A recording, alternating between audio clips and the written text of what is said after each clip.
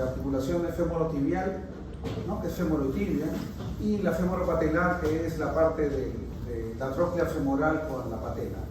Tiene un rango de movilidad de una flexoextensión de 0 a 135 y una rotación tanto interna como externa de 8 a 12 grados. Es una articulación muy compleja, en bipedestación soporta la mayor cantidad de peso corporal, posee una excelente estabilidad por sus ligamentos y es afectada por patologías traumáticas o degenerativas, ¿no? Vamos a hablar ahora un poco de las patologías traumáticas de la rodilla, en lo que se respecta a estructuras óseas, ¿no? Entonces, esta es un poco la imagen de la anatomía de la rodilla. Es como una rodilla que está flexa en 90 grados, así que ustedes pueden ver, sin la rótula, por supuesto, la rótula se ha retirado, ¿no? Acuérdense que la rótula está fija hacia la rodilla por el tendón del cuádriceps, que va en la parte proximal, el tendón patelar, que va en la parte distal, va la rótula y está sujetada por unas expansiones aponeuróticas del cuádriceps. Entonces tienen ustedes ahí los cóndilos, tanto lateral como medial. Abajo van a tener la tibia, el peroné. Acuérdense que del peroné va a salir el ligamento colateral lateral. Y tienen los ligamentos, ¿no? El cruzado anterior es este que se ve, no sé si se ve, pero este de acá, que es el cruzado anterior, que evita que la tibia se traslade hacia adelante, y el cruzado posterior, que es el que va por detrás y que tiene una parte intrasinovial y otra extrasinovial, y que evita que la tibia se haga traslación posterior. Entonces, la estabilidad de la rodilla está dada por un complejo sistema músculo-tendinoso, capsular y ligamentario, y estos estabilizadores se dividen en estáticos, que son las estructuras ligamentosas intra y extraarticulares, o sea, estamos hablando de los dos cruzados y los dos colaterales, y los dinámicos, que son los componentes músculo-tendinosos y sus expansiones aponeuróticas, ¿no? Buenas. Entonces, eso es lo que tenemos nosotros como estructuras estabilizadoras, y cuando tenemos un trauma de la rodilla, estas estructuras al romperse nos van a producir inestabilidad anterior, posterior o combinada, ¿no? Anterolateral, anteromedial, y eso hay que corregirlo. En este caso vamos a hablar solamente de hueso. Cuando hablen de sus clases de partes blandas, ahí probablemente conversarán de esto. Entonces, para un recordaris, estos son los estabilizadores estáticos.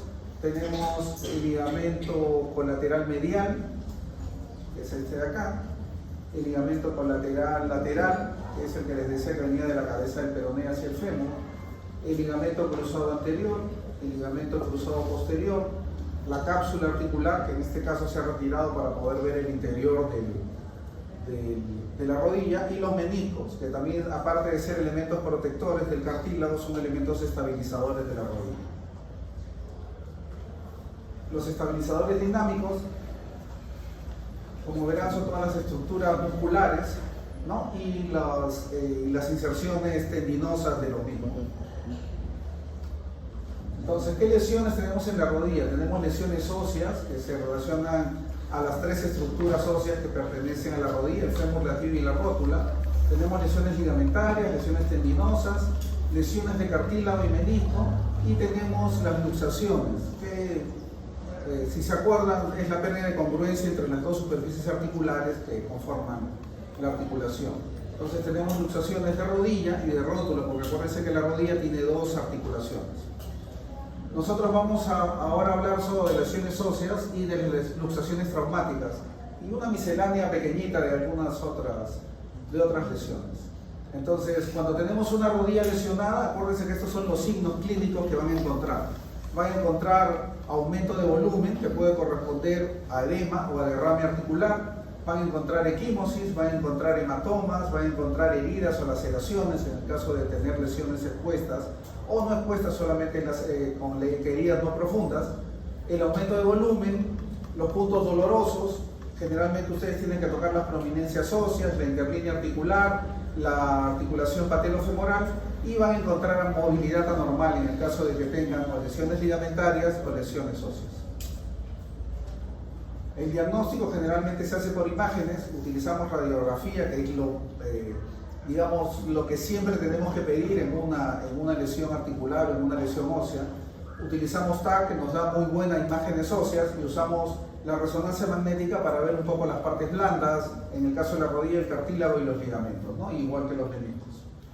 Entonces, esta es una rodilla, ustedes pueden ver, esta es la rodilla normal, y esta es una rodilla traumatizada que tiene aumento de volumen. Entonces ven ustedes que el aumento de volumen, cuando es a expensas de líquido articular, siempre es en la parte superior, ¿no? Porque lo que se llena es la bursa subcuadricipital, es la que se llena de líquido.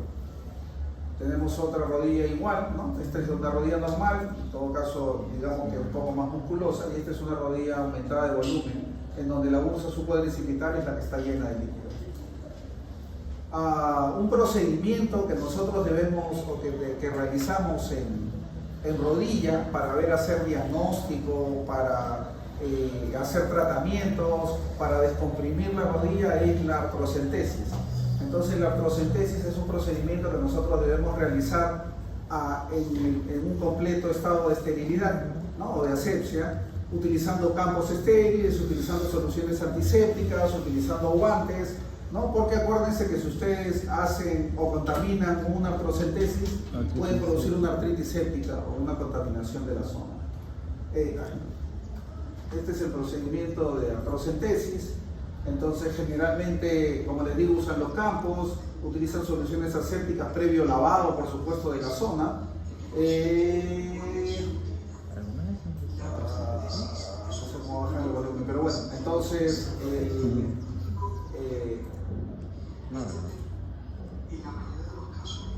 entonces ustedes palpan las superficies óseas y generalmente el punto de referencia es la rótula, y de la rótula lo que tienen que buscar es el ángulo superexterno de la rótula, de forma muy práctica, un dedo por arriba y un dedo por debajo, ¿no? Estando el paciente en decúbito dorsal, un dedo por arriba y un dedo por debajo, y entran en forma perpendicular, y ustedes van a caer en un espacio casi vacío, que está lleno de líquido, por supuesto, pero van a tener esa sensación de vacío cuando entran con la aguja, y van a caer a la bursa subcuadricipital, que es la que está llena de líquido, y es la que van a drenar, ¿no? Entonces, ven ustedes, está limpio, el punto superexterno de la rótula, por proximal y por debajo, y entran en forma perpendicular y sacan el líquido, ¿no? Entonces ustedes tienen que ir buscando el sitio para ir llenando, y ustedes van viendo cómo la jeringa se va llenando de líquido. Una vez que la jeringa esté llena, lo que hacen generalmente es la desembonan, dejan la aguja adentro, que a veces cuando hay mucha presión gotea y empieza a botar el líquido, botan el líquido, vuelven a conectar la aguja y vuelven a retirar, ¿no? A veces ustedes lo pueden hacer, en este caso esta aguja es una aguja de base verde, así que supongo que saben ustedes que es la número 21, pero pueden usar una 18, que es un poco más gruesa, para que puedan retirar, porque a veces cuando esto es de un proceso inflamatorio, a veces hay residuos que pueden taparle la aguja, ¿no? Y entonces eso puede hacer un poco más complicada la artrocentesis. En este caso están retirando líquido amarillo citrino, que significa que es un proceso inflamatorio, ¿no? Pero si ustedes sacan pus o si ustedes sacan sangre, entonces pueden catalogar si es una infección o a lo mejor es una fractura. Entonces comenzamos con las fracturas de rótula, hasta ahí las generalidades de la rodilla. Acuérdense que la rótula es el hueso sesamoideo más grande que hay en la economía. Tiene una cara posterior, que es la cara articular, que está recubierta por cartílago, las tres cuartas partes, que es la que forma la parte de la articulación patelofemoral. Está integrada en el aparato extensor de la rodilla y actúa, el fulcro es como si fuera un pivote, ¿no? Actúa como un pivote entre el tendón del cuádriceps y el tendón rotuliano. Si no tuviéramos rótula, no podríamos hacer extensión en contra de la gravedad, ¿no? No podríamos extender la pierna sobre el músculo, ¿no? Entonces, acuérdense que la rótula, aparte del tendón del cuádriceps y el tendón rotuliano, que está proximal y distal, presentan los retináculos, el retináculo medial y lateral, que son expansiones del aparato extensor. A veces cuando tenemos alguna lesión tendinosa, si los retináculos están íntegros, todavía podríamos conseguir una extensión en contra de la gravedad, no con tanta fuerza como si tuviéramos los tendones indemnes, ¿no? Entonces, las fracturas de rótula representan del 0,5 al 1,5% del total de las fracturas. Generalmente es por un traumatismo directo, pero también existen algunos otros tipos de traumatismo indirectos, ¿no? en este tipo de pacientes. Acuérdense que es un traumatismo de alta energía, como un accidente de tránsito. Si ustedes está en un auto, si van como copilotos y su rodilla choca contra el mueble delante, ¿no? delantero, entonces pueden tener una fractura de rótula, una fractura supracondilia, una fractura de platillo tibial, una fractura de fémur o una luxación de cadera. Entonces, acuérdense, porque eso es un caso clínico que siempre les pongo. Este es un paciente que cae, trauma sobre la rodilla y produce la fractura. Entonces los fragmentos se separan, como comprenderán, porque el tendón del cuádriceps se retrae, ¿no? Y el tendón rotuliano, bueno, solamente está sujeto a hueso, así que no puede retraerse, pero de todas maneras pierde tensión y por lo tanto disminuye un poco de tamaño.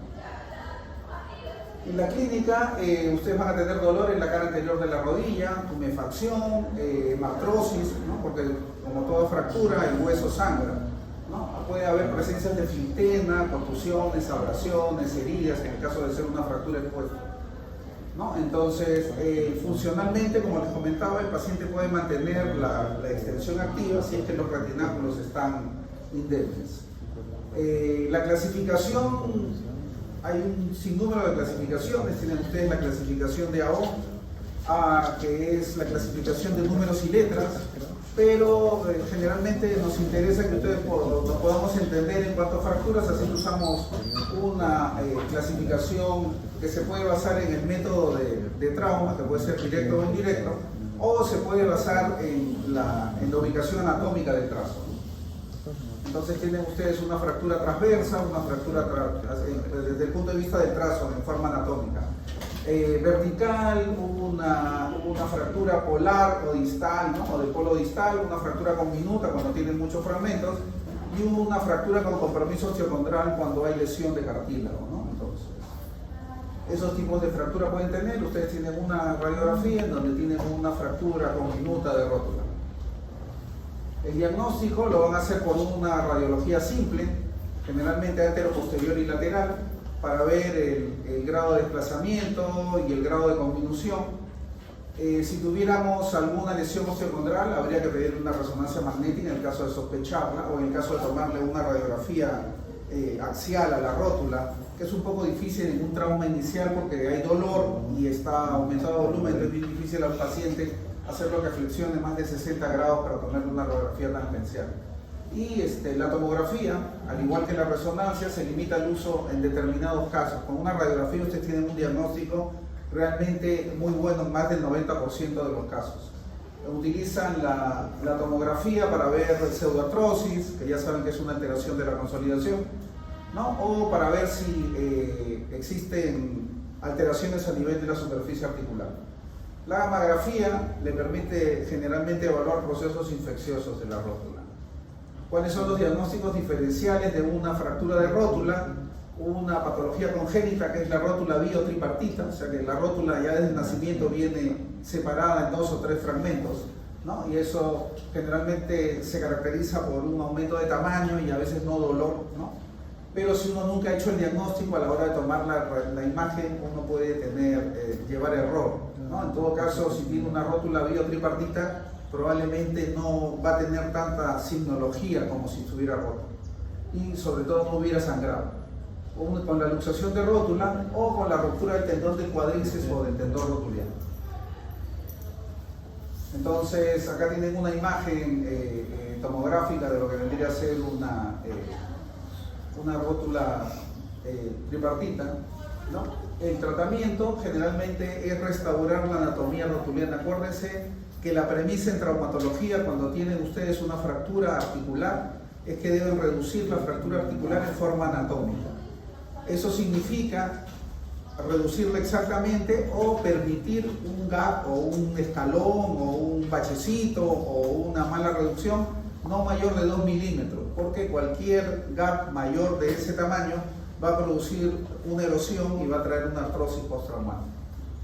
Entonces acuérdense que el tratamiento, aparte de restaurar la anatomía rotuliana, es asegurar el buen funcionamiento del aparato extensor, que como les dije está formado por los dos tendones y la rótula.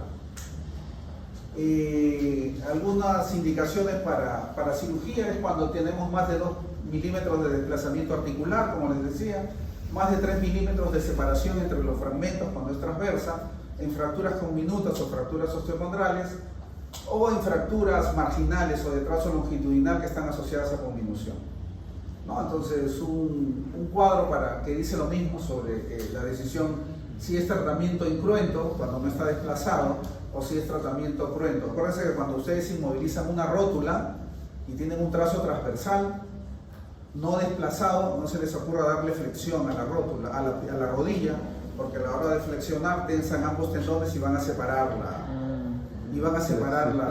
la rótula que estaba aparentemente en su sitio. Entonces, generalmente la inmovilización es en extensión, cuando quieren hacer un tratamiento incruento.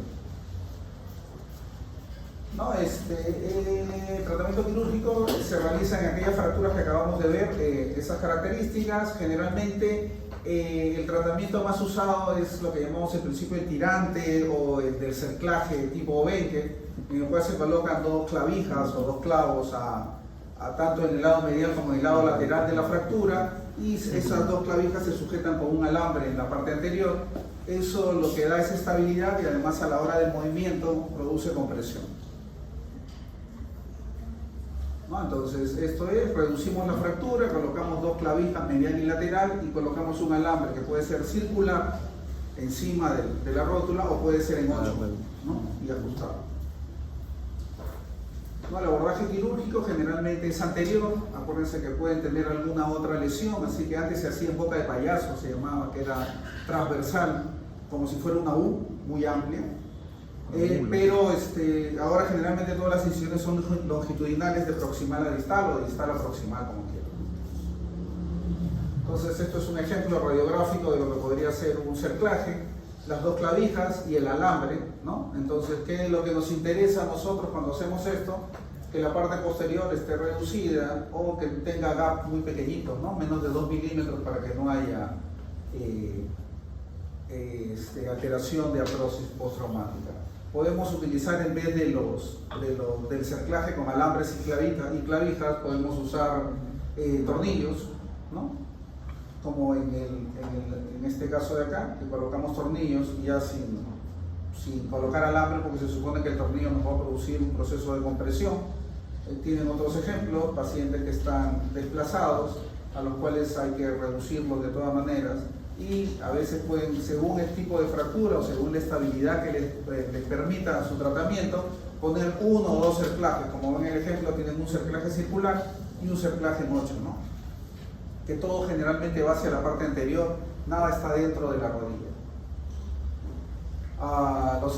Esta es una fractura conminuta, en donde hay que ver cómo armar todos los fragmentos. Entonces comprenderán que hacen algún esquema o algún constructo de armar uniendo todos los segmentos, y en el cual, después de unirlos con varios clavos, hacen un cerclaje circular para que todos los fragmentos se unan, y después hacen un cerclaje en 8 para darles compresión de proximal a distal. Otro tipo de tratamiento, en el caso de que no podríamos hacer reducción, es una patelectomía parcial. Quiere decir que seccionan una parte de la patela y, por supuesto, tienen que reinsertar el tendón, si es proximal o distal, a lo que queda de la patela, hacer una tenodesis. O si hacemos una patelectomía total, porque ya no podemos repararla, tendríamos que juntar en la parte anterior el tendón del cuádriceps con el tendón patelar para que el aparato extensor siga funcionando. Las complicaciones, como toda fractura articular, es rigidez articular, puede haber una pérdida de la reducción, ¿no? Si es que no hacemos bien el procedimiento. La intolerancia al material de osteosíntesis, más que intolerancia, es que como la rótula es casi subcutánea, a veces los elementos metálicos pueden sentirse a través de la piel. Entonces, al comienzo, cuando el paciente está muy edematizado no se nota porque la rodilla está muy hinchada, pero conforme va bajando este cuadro inflamatorio, la piel se pega más a la rótula y podemos sentir a lo mejor el alambre, si es que no lo hemos escondido, y eso molestar. Entonces, una vez que tengamos consolidación de la fractura, hay que retirar para que no moleste, ¿no? Estas son las secuelas que podríamos tener una fractura de rótula. Podría ser una pseudoartrosis o una consolidación viciosa, ¿no? de la rótula. Muy bien, ¿alguna pregunta? ¿No? Entonces seguimos con el siguiente segmento, que en todo caso es la parte proximal de la tibia, que está denominado los platillos tibiales.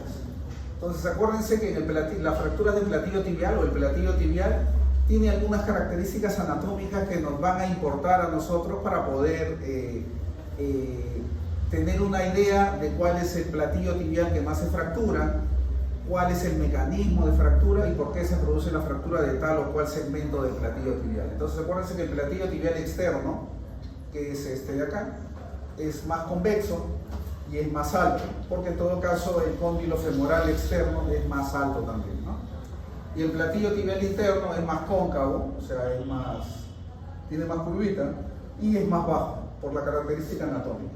Ambos platillos tienen una inclinación de adelante, o sea, de anterior a posterior, de proximal a distal, ¿no? De anterior a posterior, de proximal a distal, de unos 10 grados más o menos, que es lo que entre 7 y 10 grados, que es lo que se llama el slop tibial, y que influye mucho en algunos traumas, sobre todo ligamentarios, ¿no?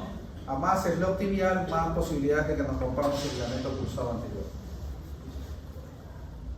Acuérdense que las fracturas de platillo tibial, el 60% de las fracturas de platillo tibial son del platillo tibial externo, el 15% son del platillo tibial interno, el 5% son bicondylias de ambos platillos, el 5 al 45% generalmente se relacionan con lesión ligamentaria, que puede ser de los colaterales o de los cruzados, y el 5 al 37% se relaciona con lesión meniscal, que puede estar relacionada con el menisco interno o el menisco externo, depende de la ubicación de la fractura del platillo. ¿Por qué, como han visto ustedes, por qué es más frecuente la fractura del platillo tibial externo? Entonces, eso es generalmente por alteraciones anatómicas o por la anatomía de la rodilla, ¿no?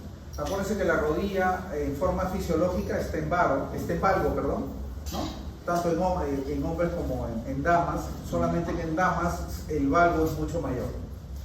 El cóndilo femoral lateral, ¿no? Que se acuerdan que el cóndilo femoral lateral es más alto, tiene forma como de mazo, nos decían que era como una comba, ¿no? Entonces esto sirve como si fuera un pivote que golpea sobre el platillo tibial lateral a la hora de la compresión axial. Y el platillo tibial lateral tiene un trabeculado óseo más débil que el platillo tibial medial. Entonces esas son las condiciones anatómicas por las cuales el platillo tibial lateral es más frecuente de fracturarse que el platillo tibial medial. Cuando la fractura además se produce en el platillo tibial medial, estos casos generalmente se encuentran asociados, primero, a alta energía y segundo, a lesiones de partes blandas como ligamentos como ruptura de ligamentos o de ligamento cruzado anterior, de los laterales o el ligamento cruzado anterior. El mecanismo de lesión generalmente es una carga axial o sobrecarga axial en una rodilla que esté en valgo o varo, ¿no? Si está en valgo, ¿cuál es el platillo tibial que se lesiona? ¿Ah? Okay. Y si es varo, es al revés. Entonces, el diagnóstico, ya saben que tiene dolor, el diagnóstico clínico es dolor, limitación funcional, el antecedente del accidente. Cuando es de alta energía, generalmente se relaciona con fractura de platillo medial, con fractura bicondilar, y cuando es de baja energía, se relaciona generalmente con fractura de cóndilo externo, que puede estar con o sin hundimiento. Según ahora vamos a ver la clasificación y los tipos de fractura que podemos tener en platillos tibiales. Existen diferentes clasificaciones, ¿no? Incluyendo la de AO, como les decía, que en todos casos es la que se utiliza para los trabajos que realizamos. Pero generalmente a veces las anatómicas nos sirven más en el día a día, ¿no? En este caso, generalmente la que más usamos en el caso de platillos tibiales es la clasificación de Chasker, que nos clasifica las fracturas del platillo tibial en dos grupos. en el grupo de baja energía y en el grupo de alta energía. Entonces tenemos el primer grupo, ¿no?, que se relaciona con el cóndilo lateral o con el platillo lateral y por lo tanto está relacionado con baja energía. Entonces tenemos tres tipos de chasquer, el chasquer 1, 2 y 3, en donde el primero es una fractura de platillo lateral, el segundo es lo mismo con hundimiento y el tercero es igual pero con mayor hundimiento, ¿no? Entonces, esos son los tres tipos de lesiones de cóndilo, de platillo tibial lateral. Y los otros tres tipos que se asocian con alta energía y por lo tanto con el platillo tibial medial, ¿no?, son el chasquer 4, que es fractura del platillo tibial medial, el chasquer 5, que es una fractura de ambos platillos, y el chasquer 6, que es una fractura de uno o de ambos platillos con disociación metáfiso-diaficiaria, ¿no?, con un trazo entre la metáfisis y la diáfisis. Que puede ser ahí, en el ejemplo es oblicuo corto, pero puede ser cualquier tipo de trazo transversal, conminuto, lo que encontremos. Esto es lo mismo, pero en imagen tomográfica, ¿no?, del chasquer 1 al chasquer 6, para que vean cómo es que conforme va avanzando cada vez es más complejo y van a tener probablemente más asociación con lesiones de partes blandas dentro de la rodilla. El tratamiento, como todos los tratamientos, en caso de traumatología debe ser una reducción anatómica porque es una articulación, debe ser una fijación estable en el caso de ser quirúrgico, y esas dos cosas nos van a llevar a tener una movilidad precoz o una rehabilitación temprana de esta rodilla, ¿no? El tratamiento conservador se deja para las fracturas no desplazadas, para las fracturas incompletas, o a lo mejor ese término que usamos que es fisura, ¿no?, y que cuando uno escucha fisura tiene inherente que es un poco menos grave que cuando le dicen otra cosa, ¿no? El eje alineado y cuando la osteoporosis es avanzada. ¿Por qué con osteoporosis avanzada? Porque ustedes vamos a poner material metálico y no vamos a tener sustrato en donde sujetar el tornillo, o sea, va a quedar flojo igual, entonces no vale la pena utilizar material metálico en esos casos. Pero tendría que ser una osteoporosis muy avanzada. Generalmente ahí se usa un yeso muslopedio. Acuérdense que siempre es una articulación por arriba y una por debajo en la que se inmoviliza, ¿no? 6 a 8 semanas, y no se debe aceptar valgo varo mayor de 7 grados, ni tampoco se deben aceptar rotaciones. Acuérdense que en los tratamientos en traumato, tanto cruentos como incruentos, las rotaciones no están permitidas o no son aceptadas. Entonces, estos son los tipos de tratamiento quirúrgico que se pueden hacer, ¿no?, para el chasquer 1, para el chasquer 2. Generalmente cuando hay hundimiento lo que tenemos que hacer es levantar el hundimiento para mejorar la superficie articular, ¿no? Está hundido, lo levantamos para ponerlo a la altura de la superficie articular para que no haya gap, y en ese espacio que nos queda de levantamiento hay que poner injerto óseo, ¿no? Acuérdense que pueden utilizar injerto autólogo, que ustedes lo pueden extraer de la cresta ilíaca, ¿no? Acuérdense que el injerto autólogo es el que tiene mejores características porque es osteoinductor, osteoconductor y osteogénico o osteoformador. O pueden usar injerto heterólogo o injerto de cadáver, que no tiene características osteoformadoras, ¿no?, pero tiene las otras dos. Entonces, para el chasquer 4, que es platillo medial, solamente una placa medial, y cuando ya es 5 y 6, generalmente se utilizan 2 placas para evitar deformidades en varo valgo, ¿no? Cuando tienen chasquer 6, ya a veces es como es una lesión de alta energía, generalmente vamos a tener muchas lesiones de partes blandas. Entonces, al haber lesiones de partes blandas sin ser fractura expuesta, probablemente mucho edema, a lo mejor la contusión les puede haber producido que la piel no esté en buenas condiciones, presencia de filtenas hemorrágicas o no hemorrágicas. Entonces, mientras que mejora la piel, lo ideal podría ser ponerle un fijador externo, ¿no? Para el paciente que veíamos para el paciente que veíamos en el hospital, eso es un ilísalo. Eso es circular, ¿no? Entonces, eso es lo que tenemos. El tratamiento postoperatorio, lo que buscamos es mover al paciente cuando le hemos hecho tratamiento cruento, ¿no? En el caso de las fracturas estables, descargar hasta 6 a 8 semanas, o sea, iniciar la marcha con descarga en 6 a 8 semanas, y carga completa en los 3 meses, y cuando tenemos fracturas con minutas, comenzar la marcha con descarga me refiero a que usen andador o muletas, entre 8 a 12 semanas y la carga completa a los 4 meses. ¿No? Entonces, eso con respecto al platillo tibial. ¿Alguna pregunta? ¿No? Muy bien, estas son fracturas de fémur distal. Acuérdense que el fémur distal se delimita hasta 15 centímetros proximal a la superficie articular para hablar de fractura supracondylia. Constituye el 7% de las fracturas de fémur. El tratamiento era incruento, contracción e inmovilización prolongada que se hacía antes generaba rigidez de rodilla. Es por eso que se varió y se realiza generalmente tratamiento incruento en este tipo de pacientes, ¿no? Que es la indicación, salvo que tengamos un paciente con nada de desplazamiento, ¿no? En jóvenes por lo general se relaciona con traumas de alta energía y en adultos mayores por osteoporosis se relaciona con traumas de baja energía. Siempre hay que buscar lesiones asociadas en acetábulo, en cuello femoral, en diáfisis femoral y en platillo tibial. Entonces tienen los 3 tipos, ¿no? Las fracturas supracondilias, ¿no? Que son las más frecuentes, casi el 45%, que puede ser de trazo simple o con minutas. Las fracturas supra e intercondilias, ¿no? Ustedes ven ya con compromiso articular, entonces tenemos que tener cumplir la premisa de hacer una reducción anatómica. Y las fracturas unicondilias, que puede ser el cóndilo medial o el cóndilo lateral, que también traen compromiso articular y que también debemos reducirlas en forma anatómica. Un concepto con el caso de las fracturas supracondilias es que los gemelos, ¿no? Se insertan generalmente en la parte posterior distal del fémur y por lo tanto hacen que el fragmento siempre se vaya hacia atrás. Entonces eso hay que tener mucho en consideración, sobre todo si el paciente va a demorar el tratamiento porque hay que ponerle alguna férula que nos evite ese tipo de desplazamiento.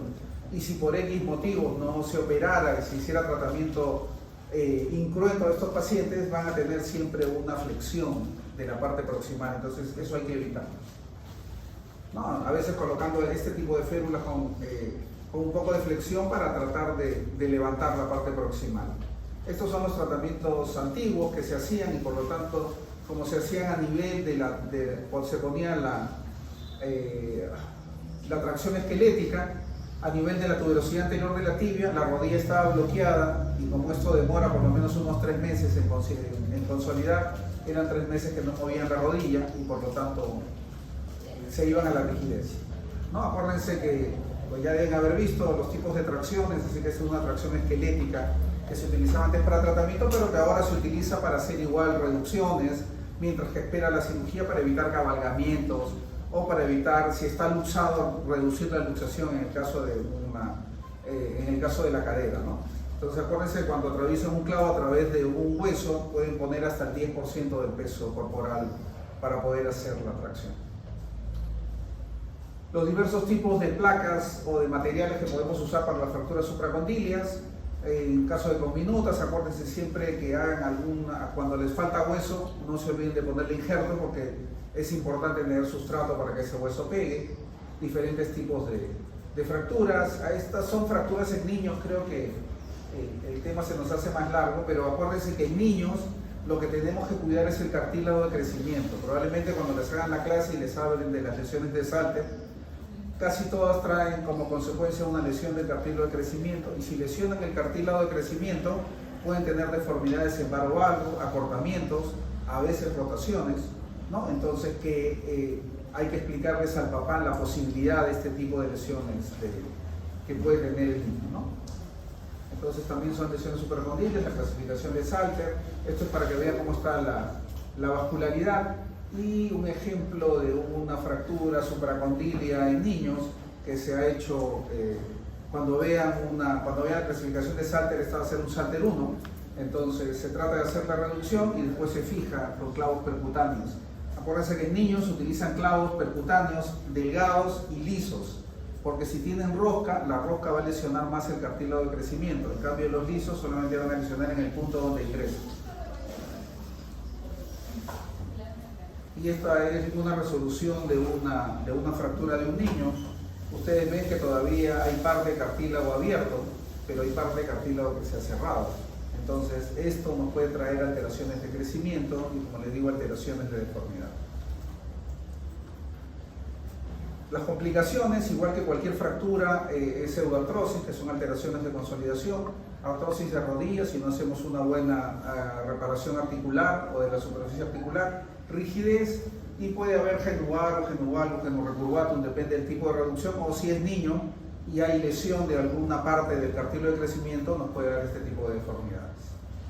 Muy bien, hasta ahí las lesiones óseas como fracturas, ¿no? en estos tres huesos. Ahora vamos a hablar de luxaciones, que generalmente es la pérdida de congruencia entre superficies articulares. Entonces, por lo tanto, tenemos dos articulaciones en la rodilla, la femorotibial y la femoropatelar. Entonces, hablemos de la luxación de rótula, que es la femoropatelar. Generalmente la luxación de rótula es multifactorial, tiene una serie de factores, y por eso que nos trae el tratamiento está relacionado con la corrección de estos factores.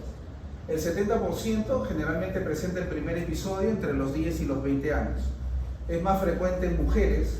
Hay una alta recurrencia de una nueva luxación después del tratamiento conservador, pero a pesar de eso, el tratamiento conservador es la primera elección en el caso de una luxación de rótula. Salvo que sea un deportista de alta competencia, entonces ahí sí tenemos que pensar en probablemente reparar lo que se ha lesionado. SIB es más frecuente en pacientes hiperlaxos, y el segundo episodio de una luxación de rótula aumenta la recurrencia. ¿Cuáles son los factores de riesgo o la causa multifactorial de las luxaciones de rótula? La displasia troclear. Acuérdense que la tróclea femoral, cuando ustedes ven el fémur en esta posición, tiene una cavidad o una concavidad en donde entra la rótula, porque la rótula tampoco es plana, sino tiene un vértice. Entonces, cuando esta concavidad del fémur es muy plano, o sea, no tiene hueco, digamos así, entonces la rótula no tiene dónde asentarse y por lo tanto es más fácil que se luxe. En patela alta, porque se supone que está fuera de la ubicación de la tróclea, entonces es más fácil que se luxe. En anteversión femoral, que son aquellos pacientes que caminan con los pies hacia adentro porque la cadera tiene más anteversión. Acuérdense que la cadera tiene una anteversión entre 10 a 20 grados, y el aumento de esta anteversión hace que todo el fémur gire hacia adentro, ¿no? Incluyendo la marcha del paciente. El genuvalgo, que ya saben que es juntar las rodillas, o el genorrecurvatum, que es llevar las rodillas hacia atrás, y que eso está mucho en relación con los hiperlaxos. La rotación tibial externa y la laxitud ligamentaria. Son todos los factores de riesgo para presentar una luxación de rótula. Es por eso que nosotros tenemos que diagnosticar cuál es el factor o cuáles son los factores que nos han producido nuestra luxación de rótula para corregirlos. Digamos que es un tratamiento a la carta lo que tenemos que hacer según lo que encontramos.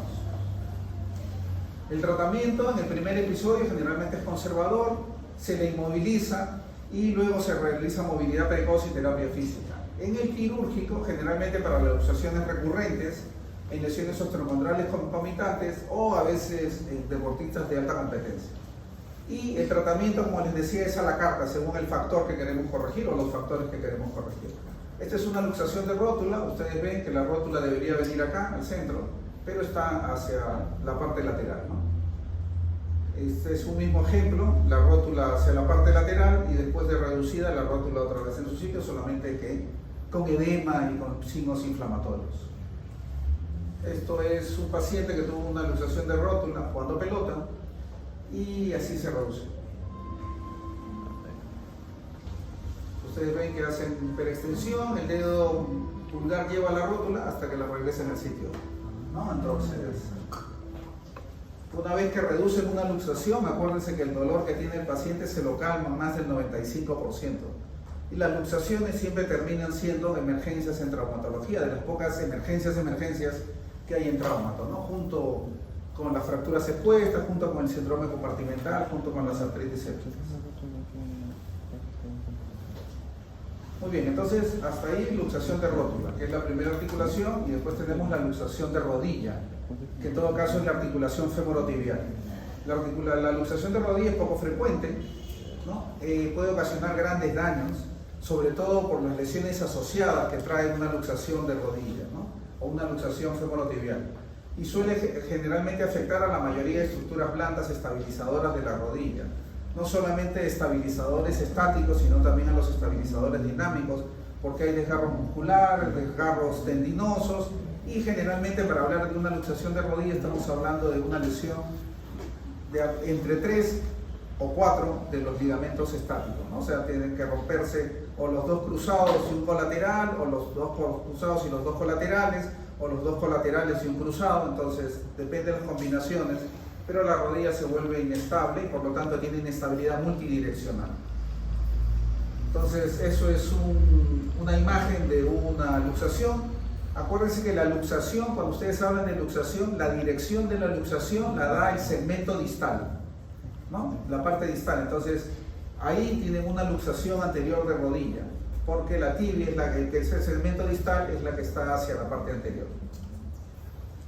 En la clasificación, ustedes pueden tener, según el tiempo de evolución, agudas o crónicas, entre menor de 3 semanas y mayor de 3 semanas, o una clasificación anatómica según la ubicación del segmento distal. Anterior, posterior, a la anterior es la más frecuente, le sigue la posterior, interna, externa o rotatoria, ¿no? Entonces, esta es la clasificación de Kennedy, que es justo la que nos dice eso. Entonces tienen ustedes una luxación anterior, una posterior, una medial, una lateral y una rotatoria. Por supuesto que pueden tener ustedes combinaciones de las mismas, ¿no? Una anterior o con rotación lateral y estas cosas. Entonces depende de cómo ubiquen ustedes y cómo vean el segmento distal. Tienen ustedes ahí una luxación posterior, ¿no? Porque la rótula está hacia atrás, la tibia está hacia atrás, y ejemplos de luxaciones y de reducciones de las luxaciones, ¿no?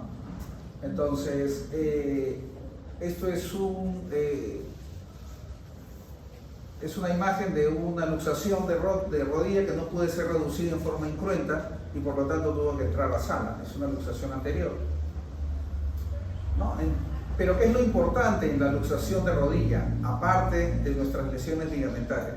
Lo importante es que generalmente siempre se acompaña de lesión vascular. Entonces siempre, o más del 90%, lesiona parte de la arteria poplitea, que está en la parte posterior. Y eso es algo que siempre tenemos que pensar. Entonces, si nosotros tenemos una luxación de rodilla, debemos pensar que ese paciente tiene una alta probabilidad de tener una lesión vascular. Y si tiene una lesión vascular que no diagnosticamos, es una alta probabilidad de que ese paciente termine amputado por una luxación de rodilla. Entonces, si ven una luxación de rodilla, deben pensar que tiene una lesión vascular. Preferible pecar por exceso que por defecto. Entonces, ya ustedes saben, seguro que con lujo de detalles, cómo hacer un diagnóstico de lesión vascular en un paciente. Entonces tienen que acordarse de características clínicas, de temperatura, frialdad, palidez, llenado capilar. Pueden inclusive, si están en un hospital, ponerle el pulsioxímetro para ver si pasa o no, cómo está la saturación, y además tienen que palpar los pulsos. Por supuesto no el popliteo porque está en la zona de la lesión, pero tienen que palpar los pulsos distales en el pie, ¿no? Para tener por lo menos una idea, y si eso pasa, tener un diagnóstico precoz para evitar una lesión posterior. Después de que ustedes diagnostiquen una lesión vascular y ese paciente no le amputen la pierna, pueden reparar todas las lesiones que tiene la rodilla. Pero si ustedes quieren reparar las lesiones que tiene la rodilla y no se acuerdan que eso puede tener lesión vascular, no van a tener que reparar porque ya lo han perdido. Entonces acuérdense que en el caso de la luxación de rodilla, eso es lo importante. Entonces acuérdense que la arteria poplitea generalmente se lesiona entre el 5 al 60%, desde el desgarro de la íntima hasta la sección completa. E inclusive hay algunos estudios que dicen que después de 1 o 2 semanas todavía pueden presentar lesión vascular por lesión de la íntima, ¿no? Entonces, el daño nervioso es del 10 al 40%, generalmente relacionado con el nervio peroneo o el ciático popliteo externo, que es el mismo, ¿no? Que va a nivel de la cabeza del peroné. Entonces se puede lesionar ese nervio. La tasa de amputación está en relación al tiempo de revascularización. Si nosotros nos demoramos en revascularizar 6 a 8 horas, la tasa de amputación aumenta hasta casi el 86% en estos pacientes. Y como les decía, la afectación vascular puede presentarse varios días después de la lesión. Así que siempre hay que estar observando a este paciente que tiene una luxación de rodilla. ¿no? Entonces, ¿qué es lo que tienen que hacer en una luxación de rodilla? Hacerle una angiografía o hacerle un angiotem, que ahora es lo que tenemos ya que todos tienen tomografía, para ver si, así como ven acá, cómo pasa el grosor de la arteria y cómo acá se hace delgada y solamente tiene colaterales. Entonces ahí tienen un stop y esto el vascular lo tiene que solucionar porque si no terminamos perdiendo el segmento. Hay un índice que se llama el índice tobillo braquial, que se está relacionado con una relación entre la presión arterial sistólica del tobillo y la presión arterial sistólica del brazo, ¿no? Si esto es mayor de 8,5 o 9, ahí se puede observar, pero si es menor de 0,85, entonces hay que pensar que esto que tiene una lesión vascular y hay que hacer una arteriografía. Los estudios dicen que esto tiene casi un 90-95% de especificidad y certeza en hacer el diagnóstico de lesiones vasculares, siendo solamente un índice clínico. Entonces, las lesiones que podemos tener, todas las pruebas que pueden hacer para ustedes saben que el Lachman anterior y posterior nos ve cruzados anteriores y cruzados posteriores, ¿no? Los hacen postezos para ver si tienen lesiones colaterales, ¿no? Y le hacen un estudio de resonancia magnética para ver si tienen algunas otras lesiones más. Entonces, así tienen ustedes exámenes previos normales, no hay que excluir nunca una lesión vascular, salvo que venga el vascular y nos digan no tiene lesión vascular, entonces si pasa algo ya es culpa de él, no de nosotros, que hemos hecho la presunción diagnóstica, ¿no? Es un esquema de manejo para lo que tienen como tratamiento inicial. Acuérdense que en la cirugía de urgencia, en el caso de una luxación de rodilla, debemos pensar que puede hacer un síndrome compartimental, entonces hay que hacer una fasciotomía, sobre todo si revascularizan al paciente, siempre es un síndrome compartimental y hay que hacer una fasciotomía profiláctica. Si tiene una lesión vascular hay que revascularizarlo, inclusive si hay lesión de la arteria hay que hacer un injerto de safena, ¿no? Si la luxación es expuesta, hay que entrar, como toda lesión expuesta, a limpiarla para evitar la infección. Y si es una luxación irreductible, hay que entrar de emergencia a sala para poder reducirla y no dejar la luxación. Este es un paciente que ha entrado a sala. Generalmente, ¿qué es lo que se hace en estos pacientes? Se reduce la luxación, se le pone un fijador externo anterior para que siempre la parte posterior esté libre y el vascular pueda entrar y revisar su arteria y poder hacer todo lo que quiera con la arteria para revascularizar al paciente. Así que el orden es eso, lo fijamos primero y después el vascular entra, o sea, lo reducimos, lo fijamos y después entra el vascular, ¿no? Entonces ustedes ven que este paciente ya está revascularizado, se le ha hecho fasciotomías profilácticas porque a la hora de revascularizar la cantidad de sangre entra y a veces las venas no son tan, no hacen el drenaje tan adecuado y por lo tanto hay que hacer fasciotomías descompresivas. Esto es una radiografía de lo que nosotros hacemos. Siempre el fijador externo es anterior para dejarle libre la parte posterior a los vasculares. Entonces, el tratamiento conservador, ¿existen tratamientos conservadores de la luxación de rótula? Por supuesto que sí. A veces cuando nosotros tenemos una luxación de rótula, la reducimos y queda estable, eso puede ser un tratamiento conservador inicial. Evaluar la parte vascular y después esperar, por supuesto, para hacer la reparación ligamentaria. En el tratamiento ligamentario, la controversia de cuánto hay que realizar, eso depende de cada cirujano. Hay cirujanos que tienen experiencia haciendo todas las reparaciones en un solo tiempo, hay otros que realizan reparaciones de la parte posterior y luego de la parte anterior porque la rehabilitación es diferente, entonces cada quien tiene un esquema y cada quien empieza a realizarlo según lo que hace. Pero lo que mejor va no es a veces la reparación de sutura inmediata, sino lo que mejor va a veces es la reconstrucción. Entonces, esto es un esquema que a veces se usa, que se hace primero el ligamento cruzado anterior, el ligamento cruzado posterior, los laterales y las lesiones capsulares, ¿no? Entonces, hasta ahí las lesiones que son de las articulaciones y las estructuras óseas. Hablamos de aparato extensor, entonces, esto es importante en la rodilla que ustedes se acuerden del aparato extensor, porque si no tienen un aparato extensor competente, ustedes no pueden extender la tibia sobre el fémur. Entonces acuérdense que la lesión del aparato extensor puede ser por rupturas musculares, acuérdense que el cuádriceps se puede romper, rupturas del tendón del cuádriceps, fracturas de rótula, que ya hemos visto, rupturas del tendón rotuliano, o un arrancamiento de la tuberosidad anterior de la tibia, que es donde se inserta el tendón rotuliano. Las lesiones musculares podemos tenerlas todas, nos interesan los desgarros o las desinserciones. Ven pacientes con todas las lesiones que pueden tener, en donde en la parte última ven recién un gran desgarro que no reparado y que por lo tanto deja este tipo de lesiones, en donde los dos fragmentos de los músculos se retraen y disminuye la función en ese caso, ¿no? Entonces puede haber lesiones de recto anterior, ¿no? El tratamiento es según lo que encontremos, puede ser funcional en el caso de ruptura parcial o quirúrgico en el caso de ruptura total. Y lo que deja una ruptura muscular generalmente es una cicatriz. Acuérdense que cada vez que tienen un desgarro muscular, el músculo se va a cicatrizar y esa cicatriz fibrosa no es tan elástica como el músculo original. Entonces, si ustedes no trabajan esa cicatriz fibrosa con rehabilitación y la hacen otra vez un poco elástica, cada vez que van a hacer el movimiento, digamos si es la pantorrilla, cada vez que se van a poner en punta o van a iniciar a correr o algún esfuerzo, van a sentir siempre el tirón. Y no es que se vuelva a desgarrar, sino es la cicatriz que nos da esa sintomatología, ¿no? Podemos tener hematomas enquistados, una osificación heterotópica de la lesión o degeneración grasa. Entonces, esto es en un paciente que se rompe el tendón cuadricipital, ¿no? Y que eso puede pasar en cualquier momento. En nuestro último congreso que tuvimos, el médico que es el médico del Chelsea, que vino como invitado, por hacerse muy activo, había un estrado, vino corriendo y saltó y perdió el equilibrio, hizo una flexión de rodilla y se cayó hacia atrás y se rompió el tendón cuadricipital.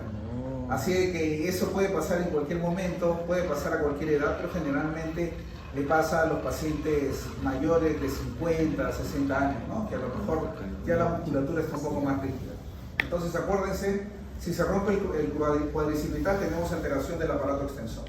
Entonces ustedes pueden ver el signo de la muesca en el tendón cuadricipital.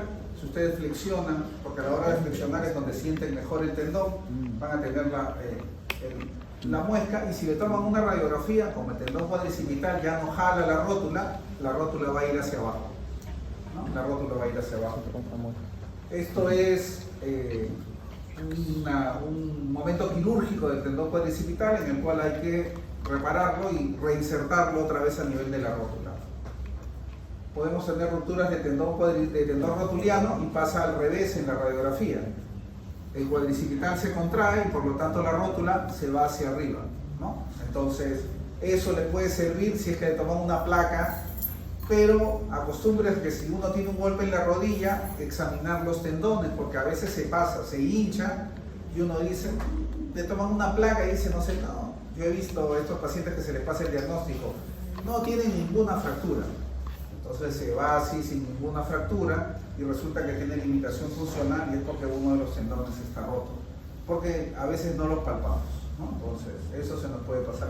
Esto es una resonancia para ver la ruptura del tendón patelar, ¿no? Acá ven el espacio, la rótula, el tendón patelar y por lo tanto la ruptura y el tendón cuadricipital que se contrae y que lo eleva. Bueno, aprovechando la imagen, acá en la parte posterior pueden ver la imagen en resonancia de lo que es el cruzado anterior y el cruzado posterior, ¿no? Y el otro inconveniente sería el arrancamiento de la tuberosidad anterior de la tibia. Se da más frecuentemente en pacientes jóvenes porque todavía tienen cartílago de crecimiento y eso sirve como una zona de menos resistencia y también altera el aparato extensor. Funciona radiológicamente o sinológicamente como si fuera una ruptura del tendón patelar, ¿no? Lo que hay que reparar es la parte ósea, por lo tanto hay que fijarla con tornillos. Y esto es una reparación del tendón rotuliano, que generalmente lo que hacemos después de eso es colocarle una asa de alambre,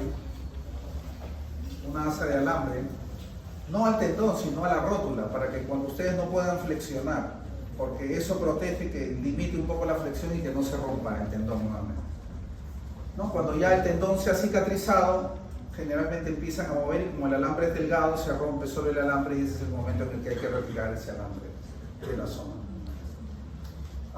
Esto es algo que generalmente se ve en niños, se llama Osgood Schlatter, que son cuando hay inflamaciones de la tuberosidad anterior de la tibia y que en adultos quedan como unos cachitos muy grandes acá sobre la tibia, ¿no? Entonces, esto generalmente son lesiones por tracción, ¿no? A la hora de hacer ejercicio, el movimiento del aparato extensor hace que traccione el tendón patelar y el tendón patelar tracciona la tuberosidad anterior de la tibia y la va abriendo. Esa apertura produce inflamación y esa inflamación produce dolor. Entonces son pacientes en los cuales hacen deporte, se le inflama la tuberosidad anterior de la tibia, dejan de hacer deporte, baja la inflamación, vuelven a hacer deporte y están así oscilantes. Esto desaparece cuando el cartílago de crecimiento se cierra. Entonces es una enfermedad del crecimiento, ¿no? Pero es una patología que a veces viene en niños y que uno, si no la palpa o no la toca o no se acuerda que puede existir, empieza a pensar que puede ser una lesión de menisco o cualquier otra cosa, le toman la resonancia y sale negativa todo y no saben cuál es qué es lo que tiene, ¿no? Entonces eso es lo que debemos pensar. Y esta es la imagen radiológica. Generalmente a veces hay fragmentación de la tuberosidad anterior de la tibia y después nuevamente se regenera y consolida con una protrusión muy grande, como en este caso, por ejemplo, de los adultos que ya tienen grandes tuberosidades de la tibia y que a veces molestan, ¿no? No se pueden arrodillar, les gusta ir mucho a la misa, esas cosas, entonces no se pueden arrodillar en partes duras. Tienen que ser en sitios acolchaditos para que no haya presión sobre la zona.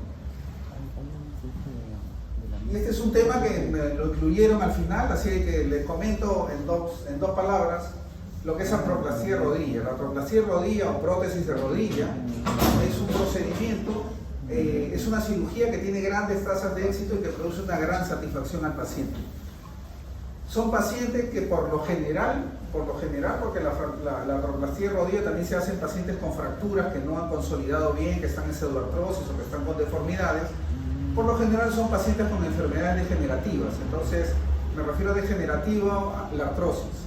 Entonces, son pacientes con artrosis, que tienen deformidades en varovalgo, que producen dolor, que no pueden caminar más de una cuadra porque les produce dolor. Entonces, es un paciente al cual se le hace una artroplastia de rodilla, ¿no? Y es un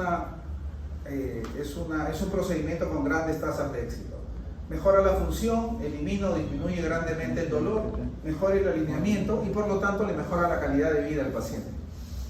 La supervivencia del implante oscila entre 10 a 15 años, así que por lo general se trata de poner en pacientes de mayor edad cuya actividad es menor. ¿Por qué la supervivencia del implante es de 10 a 15 años? Porque todas las prótesis van cementadas, aunque hay algunos procedimientos no cementados para la prótesis de rodilla, pero por lo general van cementadas y según la actividad la prótesis se afloja, o sea, se va soltando. Entonces, en promedio debe durar 10 a 15 años, pero si uno se le pone a un paciente muy joven que tiene gran actividad, que todavía está en etapa productiva, ¿no? De trabajar y todo esto, probablemente se afloje la prótesis más rápido y hay que volverlo a operar, ¿no? La operación se llama revisión, hay que sacarle esa prótesis y ponerle otra, porque el movimiento va a producir dolor. Y como consecuencia, a veces el aflojamiento trae también pérdida de stock óseo, entonces ya se convierte en operaciones más complejas cada revisión, porque hay que colocar injertos o hay que colocar topes metálicos, ¿no? Para que ganemos distancia y no perdamos tamaño con la prótesis. Las características de la prótesis están muy en relación con el diseño, ¿no? De la prótesis. Hay diferentes diseños, desde que nacieron las prótesis de rodilla hasta las que están en la actualidad. Hay diseños en el cual antes teníamos que, cuando hacíamos una prótesis de rodilla, teníamos que conservar el ligamento cruzado posterior. Ahora las nuevas no se conserva el ligamento cruzado posterior, eso nos permite ganar extensión con la rodilla, ¿no? Hay cementadas y no cementadas, como les comentaba, hay constreñidas y no constreñidas. No constreñidas se relaciona a que permiten el movimiento y las constreñidas son las que tienen como una bisagra, porque ya no tienen, la estabilidad de la prótesis de rodilla está en base a los ligamentos laterales de la rodilla, porque en la operación cortamos el cruzado anterior y el cruzado posterior. Entonces, si no tenemos ligamentos laterales, es una rodilla que baila hacia medial y lateral y por lo tanto necesitamos algo que la estabilice. Las constreñidas significan que tiene una bisagra la prótesis, o sea, está unida como si fuera una bisagra de puerta, ¿sí? Entonces les permite movimiento, pero no les permite gran movilidad como las no constreñidas. Las complicaciones generalmente pueden ser vasculares, porque acuérdense que estamos trabajando cerca de la arteria poplitea, así que han habido accidentes en los cuales se lesiona la arteria poplitea. Hay complicaciones vasculares en lo que se relaciona a todo lo que es trabajo de hueso, en prótesis siempre hay una tendencia mayor a hacer trombosis venosa o a hacer tromboembolia pulmonar o a hacer embolia grasa, ¿no? Entonces, infección, aflojamiento, fracturas periprotésicas, dolor patelar, si es que se reemplaza o no se reemplaza la patela, depende del tipo de prótesis o de la técnica que uno usa, ¿no? Entonces, las indicaciones generalmente es el dolor no controlable, artrosis con signos radiológicos.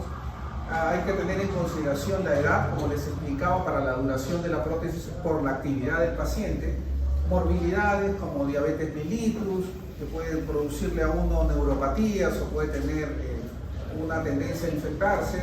El Parkinson, que a veces es una contraindicación relativa, porque es un paciente que no va a manejar bien el miembro o va a estar rígido, ¿no? Va a estar en ese movimiento como si fuera una... ¿cómo se llama esto el reloj? ¿Ah? No. Bueno, ¿horario? Que va... ¿Horario? Así, eso hace, ¿no? Así. ¿Horario? Se me ha ido la idea. Si el paciente ha tenido una osteotomía antes, porque se supone que cuando hacemos una osteotomía cambiamos el eje de la rodilla, entonces cuando operamos vamos a tener una rodilla diferente. Está contraindicada en pacientes con infecciones. Si un paciente tiene infección de rodilla no le pueden poner una prótesis. Cuando el paciente tiene artrodesis, a veces regresar una rodilla artrodesada quiere decir que está fijada colocarle una prótesis para ganar movilidad. En el caso de la rodilla a veces no funciona porque no tiene ligamentos colaterales. En lesiones ligamentarias laterales y en lesiones del aparato extensor. Si no tenemos rótula, si no tenemos tendón cuadricipital o no tenemos tendón rotuliano, tampoco va bien una prótesis de rodilla, salvo las constreñidas, ¿no? Salvo las constreñidas que son de bisagra porque solamente permiten un movimiento muy leve. Se indica también en fracturas articulares, en pseudoartrosis, en consolidaciones viciosas y cuando hay tumores que son unas prótesis de resección. Esta es una prótesis no constreñida, esto es lo usual que ponemos. En el país, por lo general, no reemplazamos rótula, pero en este caso la rótula está reemplazada porque ven ustedes el corte y acá ven estos tetones que son de cemento donde han puesto polietileno nada más, ¿no? Donde han puesto polietileno. Entonces ustedes ven pacientes con gran artrosis, con gran deformidad, ¿no? Esto por supuesto les debe producir dolor y se convierten en una prótesis que está más alineada, que les permite movilidad, que no tienen dolor y por lo tanto es un paciente que tiene una mejor calidad de vida.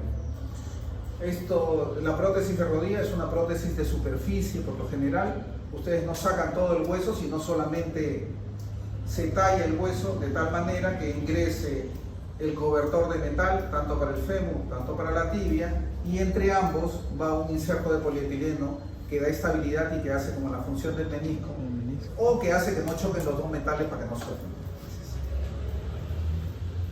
Y este es un tipo de prótesis que se está usando ahora, que son las unicompartimentales, o sea, para cuando solamente tienen artrosis de un solo compartimiento, tanto medial o lateral, solo se reemplaza uno de los compartimentos. Como ven ustedes, el otro compartimento está limpio, así que no necesita reparación. Esto se hace sí en pacientes más jóvenes.